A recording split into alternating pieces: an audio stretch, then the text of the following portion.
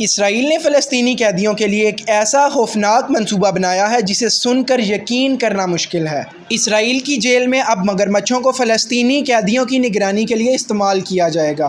یہ منصوبہ اسرائیل کے نیشنل سیکیورٹی منسٹر بین گویر نے پیش کیا ہے۔ بین گویر کا موقف تھا کہ فلسطینی قیدی، خاص طور پر حماس کے وہ جنگجو جو 7 اکتوبر کے حملے میں شامل تھے، جیل سے فرار کی کوششیں کرتے رہتے ہیں، اس لیے انہیں روکنے کے لیے ایک ایسا خوفناک انتظام کیا جائے کہ کوئی بھی فلسطینی حماس کا مجاہد بھاگنے کی ہمت بھی نہ کرے۔ اس مقصد کے لیے اسرائیل کی وزارت ماحولیات نے مگرمچھوں کی قانونی حیثیت ہی بدل دی ہے۔ مگرمچھوں کو جنگلی جانور کی بجائے قید میں پالے گئے جانور قرار دے دیا ہے تاکہ انہیں سیکیورٹی مقاصد کے لیے استعمال کیا جا سکے۔ اس وقت جنوبی اسرائیل کی کیٹزیوٹ جیل کے گرد 170 میٹر طویل خندق کھودی جا رہی ہے، جس پر تقریباً $6.3 ملین خرچہ آ رہا ہے۔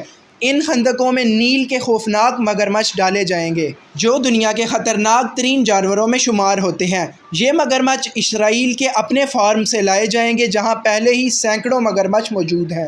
خود اسرائیلی منسٹر بین گویر نے سوشل میڈیا پر اپنی ایک تصویر بھی لگائی جس میں وہ مگرمچھ کے ساتھ کھڑے دکھائی دیے، اور اپنی پوسٹ میں بین گویر نے لکھا کہ اب فرار کا سوچنے والے فلسطینی قیدی سوچ لیں۔ یہ منصوبہ اسرائیل کے اندر سے بھی شدید تنقید کی زد میں ہے۔ خود اسرائیل کی وائلڈ لائف اتھارٹی اور وزارت کے اپنے قانونی مشیر نے اس کی مخالفت کی، اور کہا گیا کہ یہ جنگلی جانور کے تحفظ کے قانون کی روح کے خلاف ہے۔ دنیا میں کہیں بھی جیلوں کی حفاظت کے لیے مگرمچھ استعمال کرنے کی کوئی بھی مثال موجود نہیں ہے۔ انسانی حقوق کی تنظیمیں اسے فلسطینی قیدیوں کے ساتھ ظالمانہ سلوک کی ایک نئی حد قرار دے رہی ہیں۔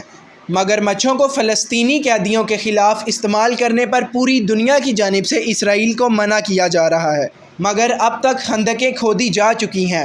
تو ناظرین، یہ تھی تمام صورتحال۔ آپ اس بارے میں کیا رائے رکھتے ہیں؟ کمنٹ کر کے ضرور بتائیے گا، اور مزید ایسی ویڈیوز کے لیے چینل کو سبسکرائب کریں اور ویڈیو کو لائک کریں۔